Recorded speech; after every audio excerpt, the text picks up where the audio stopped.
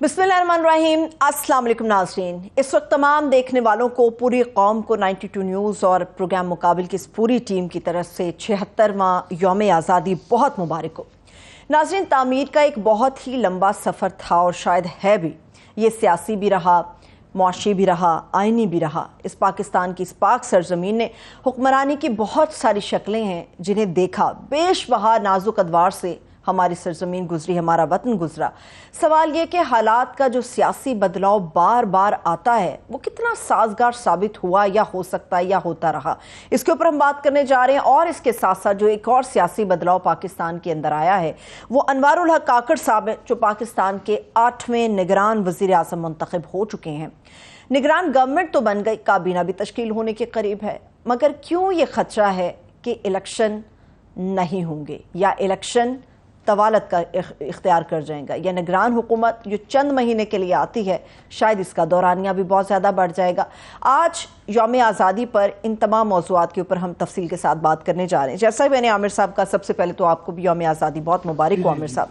जैसा मैंने पहले कहा कि पाकिस्तान की जो सियासी हालात हैं वो इस वक्त तब्दील हो गए। निगरान सेटअप आ चुका है, हुकूमत अपने घर को रुखसत हो गई है, इलेक्शन होने के करीब हैं, मगर इस सारे मामले के अंदर सबसे पहले हमारी आज़ादी 14 अगस्त।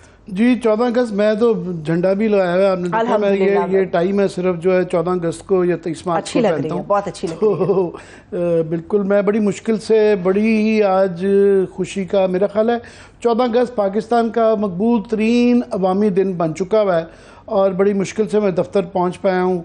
बच्चे, फैमिलीज, नौजवान सारे रास्ते जश्न मना रहे होते हैं, हर जगह से रास्ते बंद होते हैं। खुशी का दिन है, मगर इस साल ये कुछ मिले जुले जज्बात भी हैं। खुशियाँ तो हैं ही हैं और हम अच्छी मुस्बत उससे भी शुरू करना चाहते हैं। 14 अगस्त को अच्छी बातें ही करनी चाहिए, मगर ये गौर व फिक्र का दिन भी होता है, रिफ्लेक्शन का दिन भी होता है और होना भी चाहिए कि सोचना चाहिए कि क्या खोया, क्या पाया, क्या पाकिस्तान के मकासद थे और हमने कितने पूरे किए।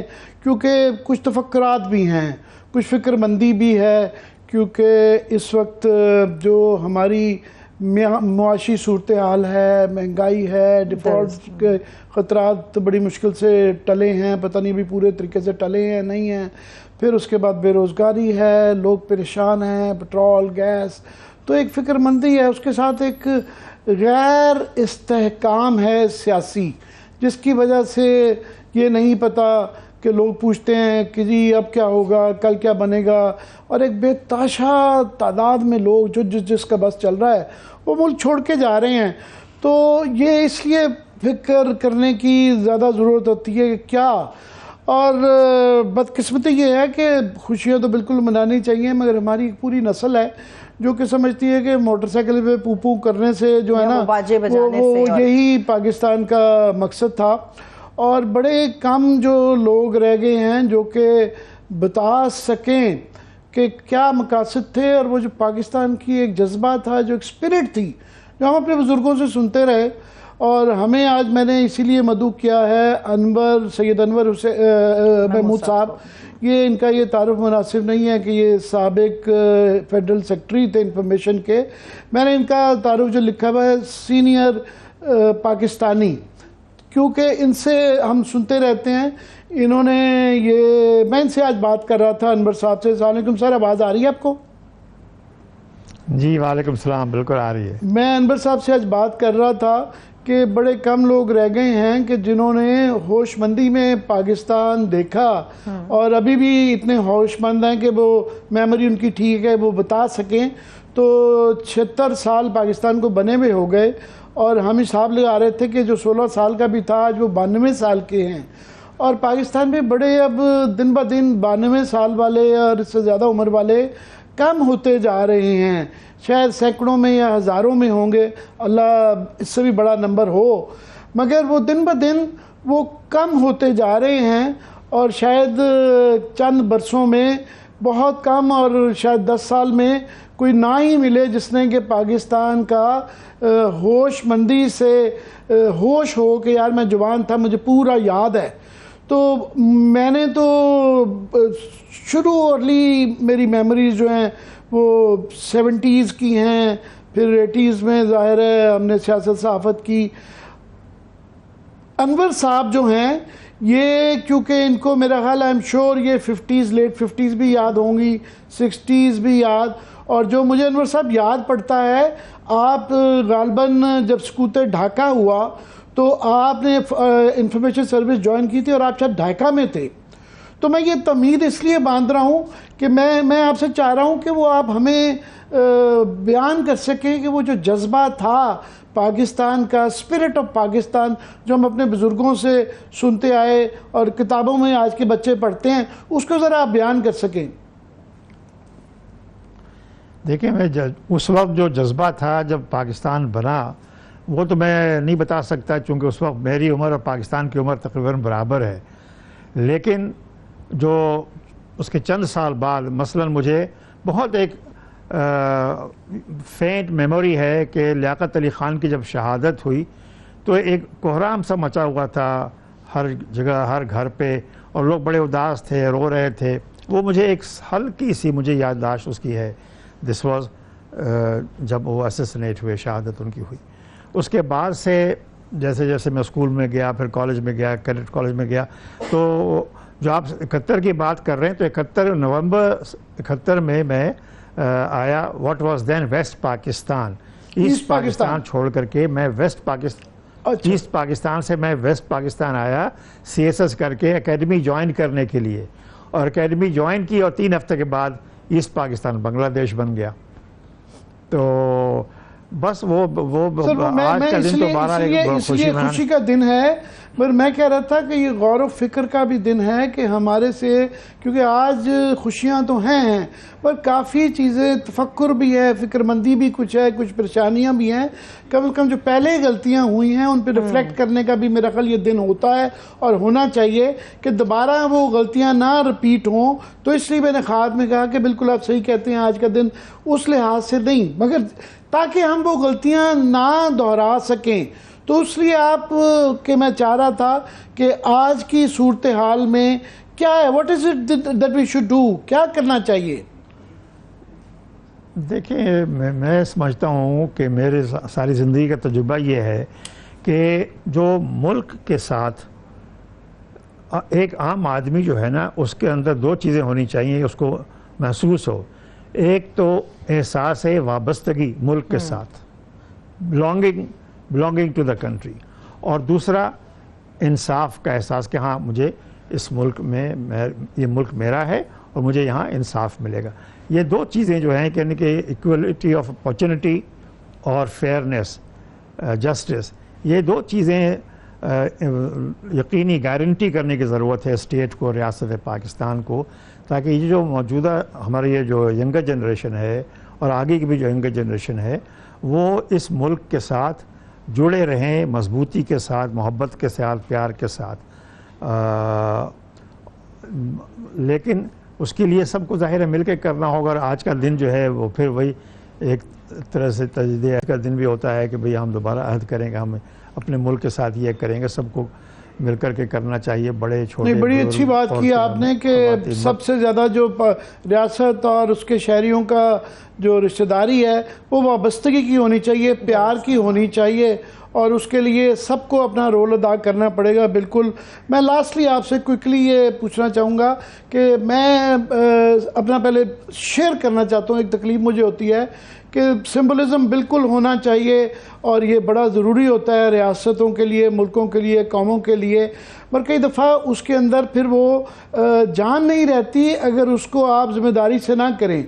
14 अगस्त को बड़ी अच्छी चीज़ एक होती है कि अवार्ड दिए जाते हैं, खिदमात के लिए पाकिस्तान के नाम अनाउंस किए जाते हैं, मगर कई दफ़ा उसमें ऐसे नाम डाल दिए जाते हैं और ये काफ़ी दहाइयों से सिलसिला जारी है कि जो भी गवर्नमेंट होती है वो अपने मंजूर नज़र ऐसे लोगों को भी डाल देती है जो कोई इस काबिल नहीं होते, जो कि बिल्कुल भी मेरिट पे नहीं आते, बल्कि मेरे ख्याल में उन लोगों के लिए, वो अजीम लोग जो कि जिनकी आन और शान के लिए ये अवार्ड होते हैं, उनकी शान में कमी आ जाती है, चंद नाम ऐसे जोड़ दिए जाते हैं। तो उसके लिए मेरी बड़ी ये ख्वाहिश रहती है हमेशा कि इंडिपेंडेंट एक बोर्ड हो जाए जिससे गवर्नमेंट से ताल्लुक़ ना हो, ताकि उन बड़े लोगों को जिनकी तकरीम के लिए अवार्ड दिया जाता है उनकी शान में ना कमी हो। तो सर आप इंफॉर्मेशन में सारी उम्र रहे और इंफॉर्मेशन का डायरेक्टली ये नाम लिस्टें बनाने में ताल्लुक़ रहता है, तो मुझे ज़रा आप इसका हिस्ट्री और बताएं कि आप शेयर करते हैं मेरे ये ख्यालात। बिल्कुल आप सही कह रहे हैं आमिर, ये बदकिस्मती है कि ये एज़ाज़ है, इतना बड़ा एज़ाज़ है। आज मुझे खुशी इस बात की हुई कि इफ्तिखार आरिफ को निशान इम्तियाज़ दिया गया, वो डिज़र्व करते थे। इस वक्त मौजूदा जो हमारे शोरा कराम हैं उर्दू के, उसमें मैं समझता हूँ कि सबसे बड़ा नाम इस वक्त मौजूद वो इफ्तिखार आरिफ का है, तो वो बिल्कुल एक मेरिट पर गया। लेकिन ज़्यादातर ये होता है कि एक दूसरे की जान पहचान, सिफारिशें और उसके बेसिस पर बुनियाद पर आप बाकी फ़रिस्त आपने देखी होगी। एक इस्लाहुद्दीन को आप कह सकते हैं कि हॉकी की वजह से उन्हें दिया, मगर ज़्यादातर जो लोग हैं वो वैसे ही हैं। बहुत ही अफसोस की बात कुछ तो ऐसे हैं कि दिल तड़प जाता है, इतनी शर्मिंदगी होती है कि उन अजीम लोगों के, जिस तरह हमने इफ्तिखार आरिफ साहब और भी बड़े बड़े उस लिस्ट के अंदर अजीम लोग हैं जिनकी सारा मुल्क तकरीम करता है और वो उनको बहुत पहले भी मिल जाना चाहिए था, मगर कुछ नाम ऐसे डालते हैं कि शर्म से सर झुक जाता है कि इस फहरिस्त में इन लोगों को भी शामिल कर दिया गया है। तो इसका बड़ा एक वो रहता है। सो हमारी सिर्फ गुजारिश ही है कि उसको बोर्ड उसका इंडिपेंडेंट करते ताकि रिवॉर्ड्स की सैंक्टिटी रहे। बिल्कुल बिल्कुल बिल्कुल इंडिपेंडेंट बोर्ड होना चाहिए उसका, और हर शोबे का जो उसकी नुमाइंदगी उसके अंदर होनी चाहिए, और सूबों की भी होनी चाहिए और शोबों की भी होनी चाहिए। सर योर पार्टिंग मैसेज, आगे आपने कहा कि वाबस्तगी का रिश्ता होना चाहिए, बट योर पार्टिंग मैसेज आखिरी जो है जो आप दे के जाना चाहें नौजवानों को। देखें आमिर आपने जो मुझसे शुरू में बात की थी ना 1971 की, मैं सिर्फ एक सवाल छोड़ के जाता हूँ लोगों के लिए, नाजरीन के लिए, कि 1965 की जंग जब हुई हिंदुस्तान के ख़िलाफ़, तो ढाका यूनिवर्सिटी में हज़ारों लड़कियों का, लड़कों का, तलबा का, तालबात का एक जुलूस निकला, और सारे बंगालीज थे, बांग्लादेशीज थे या ईस्ट पाकिस्तानीज थे, और उन्होंने वहाँ पे उस वक्त हज़ारों की तादाद में हिंदुस्तान के ख़िलाफ़ नारे लगा रहे थे। 6 साल बाद वही लोग वो बांग्लादेश बन जाता है। 6 साल बाद, सिर्फ 6 ईयर्स में। तो क्या हुआ? कुछ तो हुआ ना, कुछ तो गलतियाँ हुई हैं ना, कि 6 साल में ऐसे कैसे क्या पलट गई। तो ये I just leave this thought with the people who are watching this programme, कि लोग बहुत बातें करते हैं कि बंगाली ये थे वो थे, मगर बॉटम लाइन ये है कि इन 6 years व्हाट हैपेंड। बहुत बहुत शुक्रिया सर, ये बड़ी रिफ्लेक्ट करने के लिए आपने छोड़ दी ये बात। बिल्कुल, अब लोगों को के लिए सोचने का ये बड़ा अहम सवाल है, उन नकात के ऊपर गौर करना होगा। अब आ जाते हैं उन अहम नकात के ऊपर भी आमिर साहब, जिनके ऊपर सब लोग इस वक्त बात कर रहे हैं, डिबेट कर रहे हैं। अनवारुल हक काकड़ साहब, बलूचिस्तान से उनका ताल्लुक है, पाकिस्तान के 8वें निगरान वज़ीर आज़म बन गए। मेरा सवाल आपसे ये है कि उनकी तैनाती को कुछ लोगों ने अप्रिशिएट किया, कुछ लोगों ने तनकीद की और कुछ ने खामोशी इख्तियार करना मुनासिब समझी। आपके थॉट्स क्या हैं? पहले तो ये कि वो अनवारुल हक काकड़, मुझे ये शर्फ हासिल रहा है कि मैं उनको 15-20 साल से, मैं क्योंकि बलूचिस्तान में हमेशा मेरा एजाज़ रहा है कि मैं उसके हर हिस्से पे गया हूँ और मैंने रिपोर्टिंग की हुई है, और तो इनसे मेरा मिलना जुलना हमेशा रहता था। ये उन लोगों में से थे जिनसे मैं बात करना पसंद करता था, क्योंकि ये शुरू से ही ये हमेशा right side of the fence रहे। अच्छा। और इसमें इनको कभी भी इब्हाम नहीं रहा, बल्कि इन्होंने हमेशा फ़ख्र से ये कहा है। कोई इनके उस फ़िक्र से एग्री करे या ना करे, मगर इनके अंदर इब्हाम नहीं था। ये कोई शहबाज शरीफ जैसा इनका कन्फ्यूजन नहीं था। फॉर एग्ज़ाम्पल, उन्होंने आखिरी इंटरव्यू में अपने सहाफ़ियों के सामने कह दिया कि मैं 30 साल से इस्टेब्लिशमेंट की आंख का तारा था, और उसके बाद तारा हूँ। हाँ। तो उसके बाद फिर वो एक्सप्लेनेशन देते फिर रहे हैं। मैं देख रहा था मरियम औरंगज़ेब बीबी कह रही थी कि नहीं, वो तो उन्होंने मजाकन कह दिया था। तो कहा था मुझे फ़ख्र है भाई आप डिसाइड कर लें कि आप तारा हैं कि नहीं हैं, तो वो सुबह को कुछ होता है, शाम को कुछ होता है। मगर बहरहाल अनवारुल हक काकड़ साहब का नाम एक हैरान कुन था, एक डार्क हॉर्स कहते हैं ना, वो पीछे से घोड़ा आता है और एकदम वो कर जाता है। हाँ। तो उसलिए वो सबके लिए था, क्योंकि ये जो नाम पेश किए जा रहे थे वो उसमें कहीं इनका नाम नहीं था। और मैं ये आपको खबर दे देता हूँ कि इनको खुद भी नहीं पता था कि ये प्राइम मिनिस्टर बन रहे हैं, क्योंकि 1-2 दिन पहले बनने से, नाम आने से पहले, ये हमारे और इनके कॉमन दोस्त हैं, किसी ने कहा, उनसे मेरी इत्तफाकन बात हुई। तो उन्होंने कहा यार वो आपके और हमारे दोस्त हैं, तो वो शायद उनका काबीना में नाम आ जाए। तो मैंने कहता उनको छेड़ा, तो उन्होंने कहा देखो शायद आ जाए। तो इनको नहीं था पता कि ये वफाकी काबीना का भी हिस्सा बन रहे हैं कि नहीं बन रहे। तो हालांकि बलूचिस्तान की नुमाइंदगी के अंदर बिल्कुल वो है, मगर इनको खुद भी नहीं पता था। मगर जो आपने सवाल किया वो बड़ा इंटरेस्टिंग है कि वो ख़ास तौर पे, क्योंकि बड़ा इंपॉर्टेंट था ये देखना कि जो पीडीएम की जमातें हैं ख़ास तौर पे, उनका क्या रिएक्शन है। खामोशी, डेड साइलेंस जिसे कहते हैं ना, कि आपने देखा होगा कि कोई मरियम बीबी हर चीज़ पे ट्वीट करती हैं, कोई ट्वीट नहीं है, कोई बयान नहीं है। नवाज शरीफ साहब का कोई बयान नहीं है।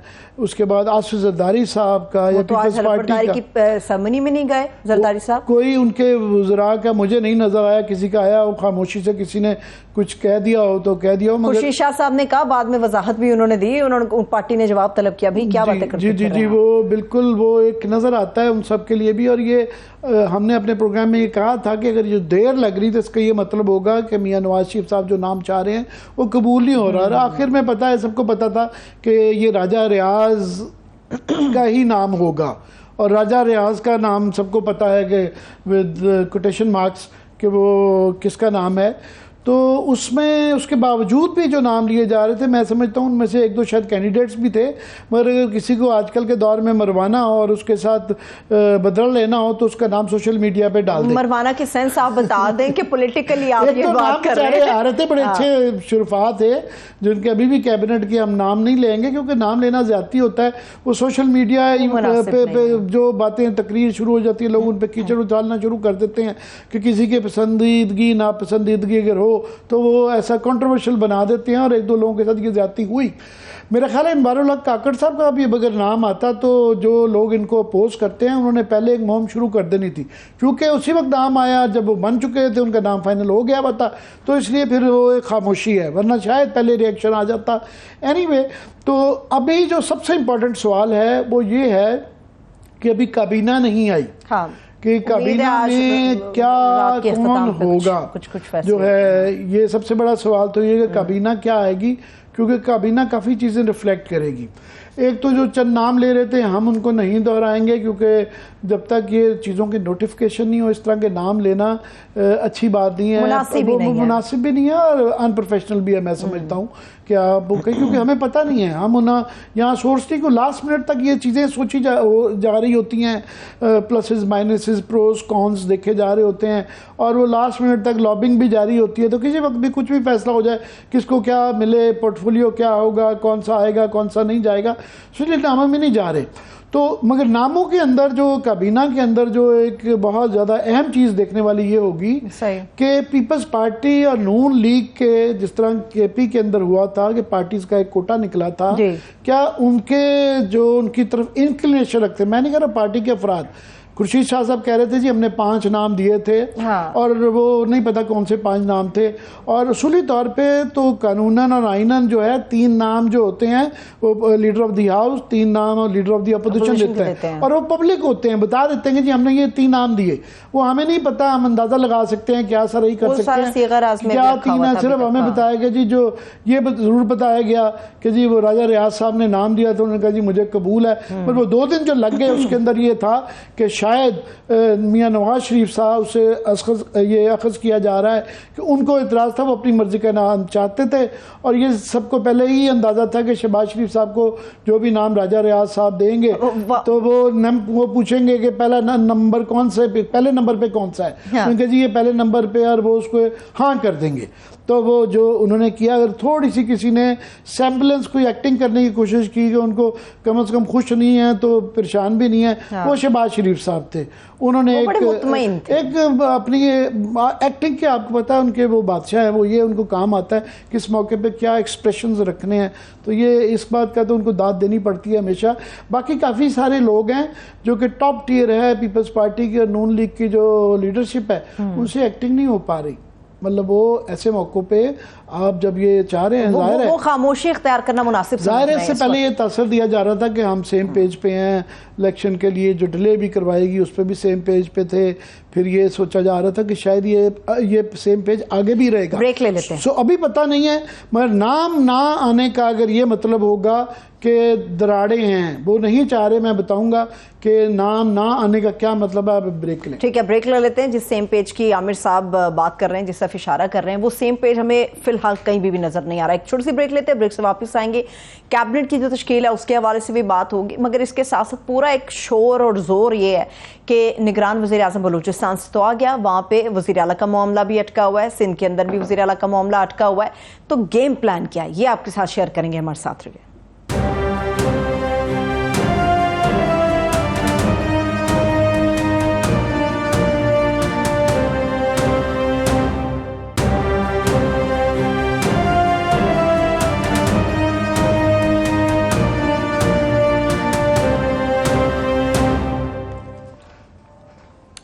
ब्रेक के बाद एक बार फिर से खुशामदीद कहेंगे। कैबिनेट का जो मामला था केयरटेकर सेटअप के हवाले से, वहां पर हमारी बात रुकी हुई थी आमिर जी। साहब। बस मैं उसके अंदर सबसे अहम बात जो है वो, अगर ज्वाइन नहीं करती पीपल्स पार्टी और नून अपने कोई नाम नहीं देती, तो पहली बात तो ये हमें बताया जा रहा है कि ये उनकी वजह से होगा।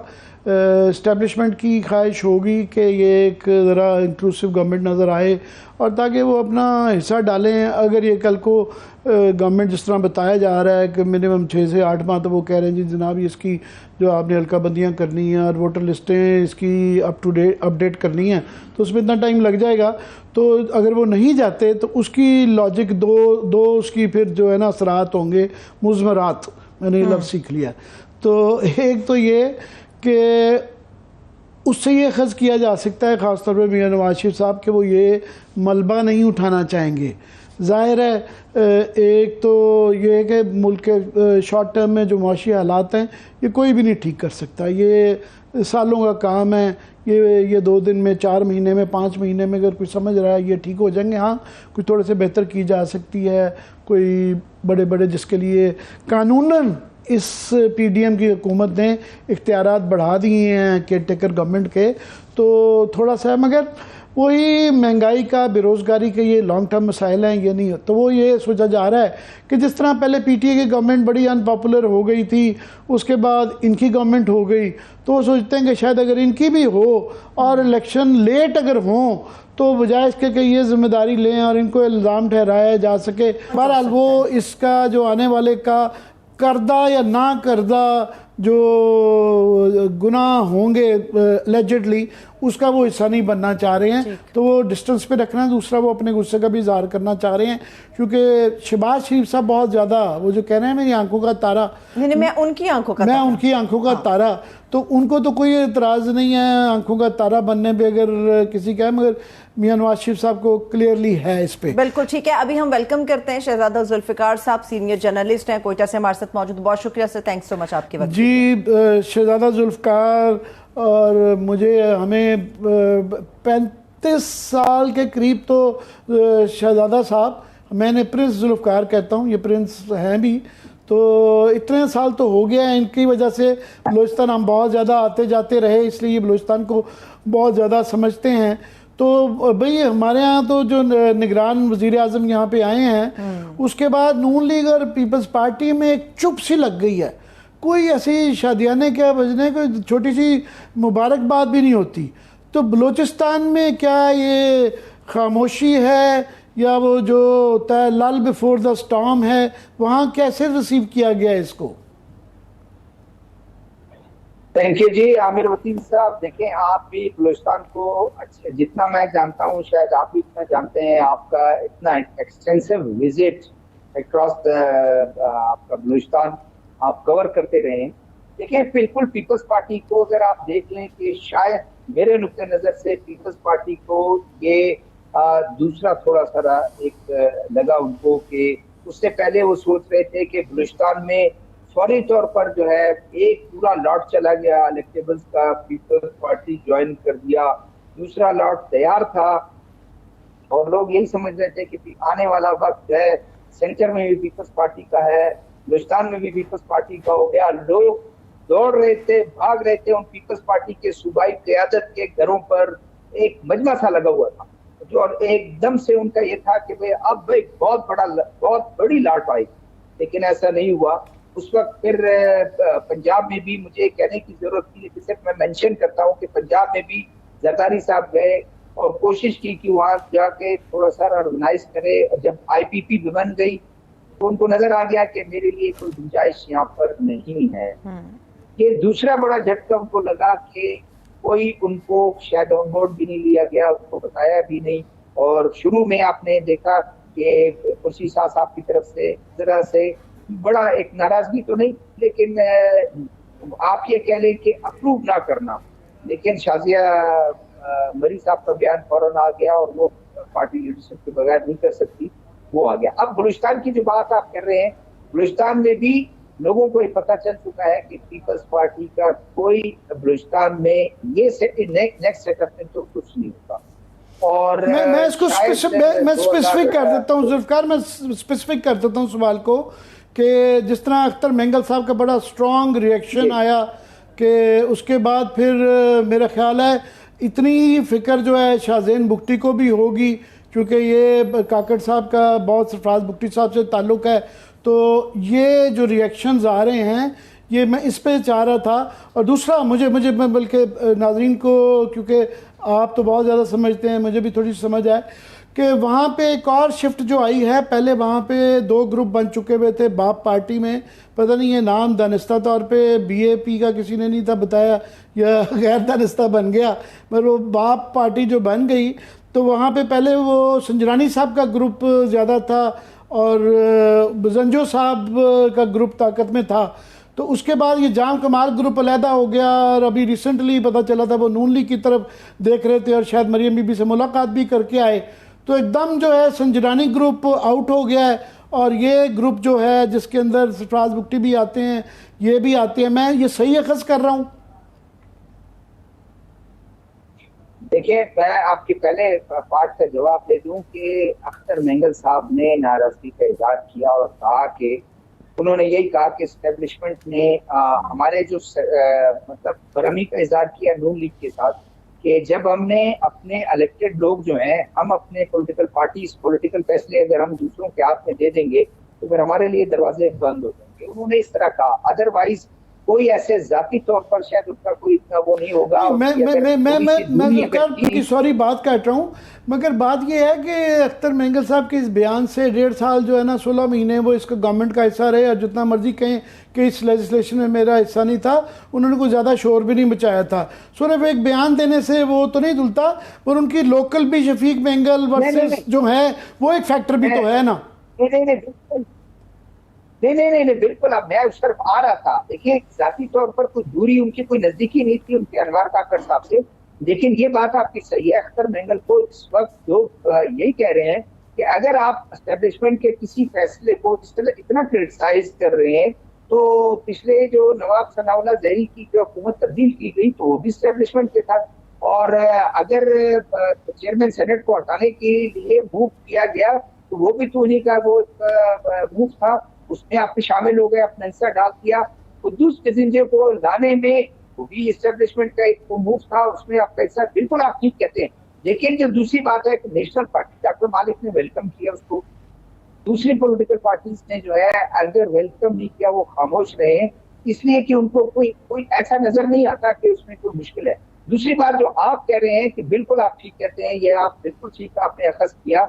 इस वक्त जो एक अब दबे हुए थे अनवर काकड़ साहब या जाम कमाल साहब, उनका ग्रुप, क्योंकि पिछले दो साल तकरीबन या 2 साल तकरीबन हुकूमत हुई की इन्होंने कुद्दूस दिसिंजो साहब ने। कुद्दूस दिसिंजो की असल हुकूमत तो थी उनकी चेयरमैन सेनेट साहब की। चेयरमैन सेनेट साहब को 2 तरीके से मेरे नुक्ते नजर से डिफीट हुआ है। एक तो उन्होंने लास्ट तक वो खुद भी ट्राई करते रहे और बल्कि JUI के साथ उन्होंने रास्ता भी निकालने की कोशिश की कि आपको केयर टेकर चीफ मिनिस्टर दिलाना मेरा काम है। कुद्दूस बिजंजो को कहूंगा, वो मान जाएंगे, अपोजिशन लीडर आपका है, हो जाएगा, आप मेरा काम जो है करवा दें, मैं उनको ये। दूसरा ये है कि उनके मुखालिफ ग्रुप आ गया। अब ज्यादा उनके लिए डिप्रेशन यही है कि ये किस तरह उसको टैकल कर सकेंगे, किस तरह उसको फेस कर सकेंगे।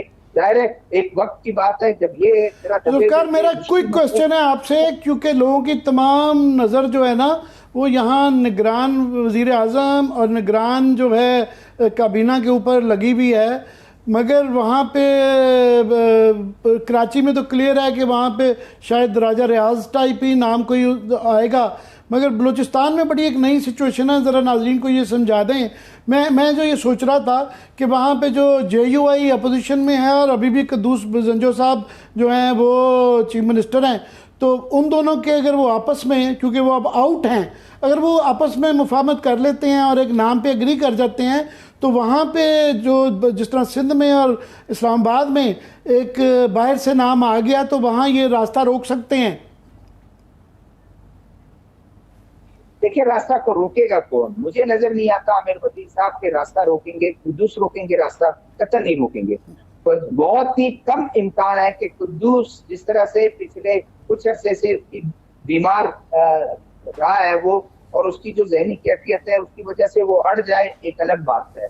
अदरवाइज मुझे नहीं लगता कि वो कोई अड़ जाएगा, और अड़ भी गया तो अब ये अगला प्रोसेस होगा वो इलेक्शन कमीशन ही करेगा। नाम जो लिया जा रहा है इस वक्त, प्रिंस अली का नाम लिया जा रहा है, सेकंड अली मर्दान ढोंकी साहब का नाम लिया जा रहा है, और ये दो लोग फ्रंट वो है। अच्छा, अली जहरी जो है, अली हसन जहरी जो पीपल्स पार्टी के खास आदमी थे, उनका नाम लिया जा रहा था लेकिन वो ड्रॉप हो गया। मलिक शाह साहब एक हैं जिनको पीपल्स पार्टी में तमाम MPs को लेके गए थे, उनका नाम लिया जा रहा है। लेकिन दो टॉप के नाम जो है इस वक्त तक लिया जा रहा है, आपका प्रिंस अली का और अली मर्दान ढोंकी का। लेकिन आखिरी बात आपकी कि कोई पता नहीं है कि नाम इनका लिया जा रहा हो जिस तरह वफाक में, और पता चले एक नया नाम आए और पता चले कि ये सब एग्री कर गए उस पर और वो हल्फ ले रहे। जी, लास्ट क्वेश्चन ये कि जो वहाँ पे बलूचिस्तान में पहले ही पीपल्स पार्टी और नून लीग नाम की रह गई हैं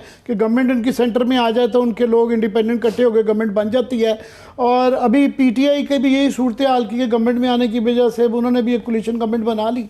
मगर अभी नेशनल जो की पार्टियां हैं वो तो बिल्कुल वाइप आउट हो रही है। पिछले 2018 में बाप पार्टी बनाई गई थी, मगर ये पूरी एक उसे आप कहें कि अर्थक्वेक ही है बलूचिस्तान की सियासत को तारीखी अगर उसमें देखा जाए कि एक 5 साल पहले बनी हुई पार्टी इस वक्त वो लीडिंग पार्टी है पावर के लिहाज से, और उनका वजीर आज़म भी है और चीफ मिनिस्टर भी वो अपनी मर्जी का लाएंगे। देखिए, बिल्कुल इस वक्त तो सूरत-ए-हाल देखें, आप ज्यादा जानते हैं कि बलूचिस्तान के जो इलेक्टेबल्स हैं वो मूव करते रहते हैं, कोई उनमें वो नहीं है कि कहीं ठहराव आ जाए। आज मैं काकड़ साहब के जब हल्फ ले रहे थे तो उनके आसपास जो जमा थे वही लोग थे जो उनकी मुश्किलात में इजाफा करने में शामिल थे। आज वो सारे उधर पहुंच गए। तो ये इलेक्टेबल्स जो हैं अभी पीपल्स पार्टी में उनको कहा गया जाए, अभी नून लीग की तरफ उनका रुख हो गया है, ये जाएंगे नून लीग में। बहुत कम तादाद में बाप को रिटेन करने के हक में है। वो जनरल साहब ने ही फैसला किया था बाप पार्टी जो है अगर रह जाए हम अपनी आइडेंटिटी को ना खोएं, लेकिन मुझे ऐसा नहीं लगता ये वही करेंगे जहां से इनको इशारा आएगा, जहां से इनको कहा जाएगा आपकी काम को। बहुत शुक्रिया, थैंक यू सो मच शहजादा जुल्फिकार साहब हमारे साथ मौजूद थे। एक ब्रेक लेते, जब ब्रेक से वापस आएंगे तो पाकिस्तान के अंदर जो आईनी साल तो यही इलेक्शन का है, मगर इलेक्शन कब होंगे और सियासी जमातों का क्या इसके ऊपर बयान है, इसके ऊपर आमिर साहब का तजिया लेंगे। हमारे साथ रहिए।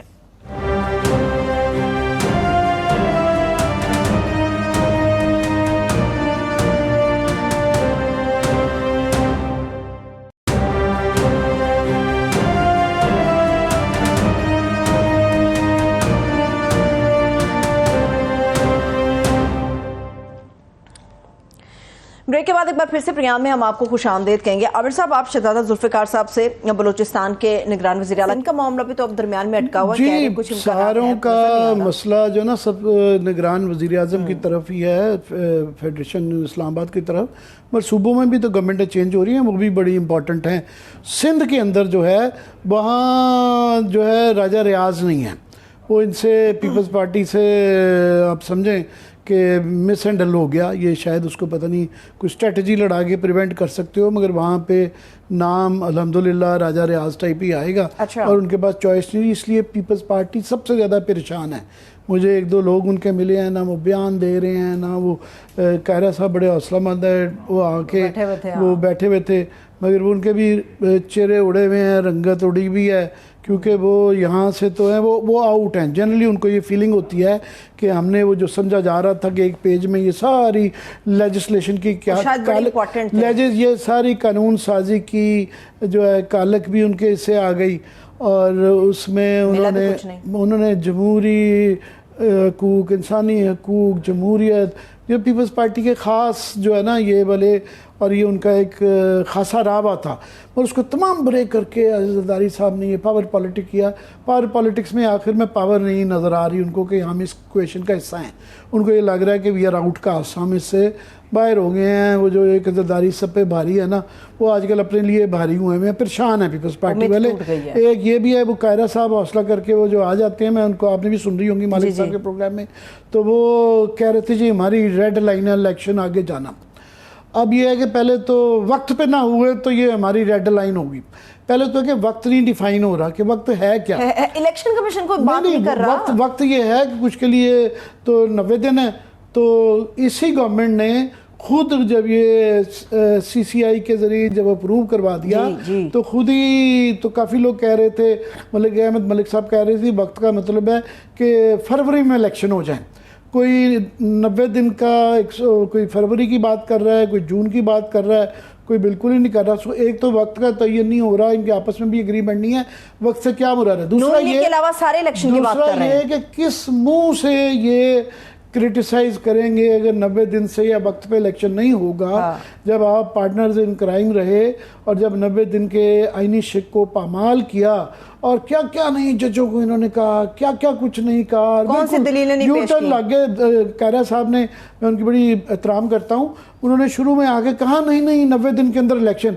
फिर कायरा साहब को भी ऑर्डर आया, उन्होंने भी यू टर्न मार लिया, अगर मगर इफ्स बट्स वो सारे आगे, सब में ही आगे, तमाम इनकी लीडरशिप ने यू टर्न मारा। अब वो कहते हैं कि ये हमारी रेड लाइन है। आज मैं खुद सुन रहा था उनके ये अल्फाज थे कि ये हमारी जो है ना अगर ना हुई तो रेड लाइन है। और सेनेट का इलेक्शन क्योंकि मार्च में होना है, सुबह इंपॉर्टेंट है कि एक रेड लाइन है कि 90 दिन की आईनी शिक है, एक ये है कि आपने कानून दे दिया है कि इलेक्शन कमीशन डिसाइड करेगा शेड्यूल, और वो कच्चे के अंदर डाकू अगर वहाँ पे काबू में ना आए वो भी बहाना हो सकता है। CCI की मीटिंग को तो छोड़ें, सेंसस को या हल्का बंदियों को छोड़ें, यही काफ़ी है कि जनाब आज मौसम ठीक नहीं है इसी बात पे। तो कैसे किस मुंह से रोकेंगे, तो ये फिर उस वक्त फिर आपको एक आखिरी मिनट है, फिर मुझे क्लोजिंग की तरफ जाना है। नवाज शरीफ साहब की वापसी को आप देख रहे हैं, मजबूरी में होगी या किसी और वजह से? तो कभी क्रेडिट दे दिया करें। मैंने उस दिन आपको पिछले हफ्ते कहा था कि ये जो वापसी का रोज महीना कहते हैं ये नहीं आ रहे, अपनी गवर्नमेंट में नहीं आए तो अब कहाँ से आएंगे। सो आज खबरें आ गई हैं, 2-3 जगह छपी हुई थी कि नवाज शरीफ साहब वापस नहीं आ रहे हैं। उनका ख्याल था कि दुबई से कोई कह रहा था बस पहुंचने वाले हैं, 3 घंटे की 4 घंटे की फ्लाइट है, लंदन भी तो ये लोग जा रहे हैं, लंदन जा रहे हैं। और वो अब वो खुद कहना शुरू हो गए अभी तो नहीं आ रहे, कोई जो है कोई अगली डेट देते हैं कि जब ये चले जाएंगे चीफ जस्टिस तो फिर आएंगे, कोई वो कह रहा है। मगर मेरा ख्याल है वो नहीं आ रहे, माजी करीब में बिल्कुल नहीं आ रहे। हाँ, मुस्तकबिल करीब में भी नहीं देख रहे। मुस्तकबिल का तो पाकिस्तान का बताना जो है ना अगले दिन का बताना मुश्किल सकता है। उनको खुद नहीं पता, प्राइम मिनिस्टर जो लगे हैं उनको नहीं पता था वो प्राइम मिनिस्टर लग रहे हैं, किसी को नहीं पता था। तो इस पाकिस्तान के अंदर जो है ना एक लॉटरी होती है, जिसकी लॉटरी निकल आए वो रात को सोता शरीफ आदमी है और नॉर्मल आदमी होता है, अगले दिन पता चलता है वो बहुत बड़ा आदमी। वैसे आमिर साहब रात को सब नॉर्मल तरीके से सोते हैं, जब सुबह उठते तो हालात बिल्कुल मुख्तलिफ होते हैं, बदलिया होता है पाकिस्तान का सियासी मंजर। 14 अगस्त मुबारक हो तमाम तो पूरी कौम को 14 अगस्त मुबारक को। बहुत शुक्रिया, थैंक्स सो मच। देखने वालों को शुक्रिया। मुझे इजाजत दीजिए, अपना ख्याल रखिए, खुदा हाफिज।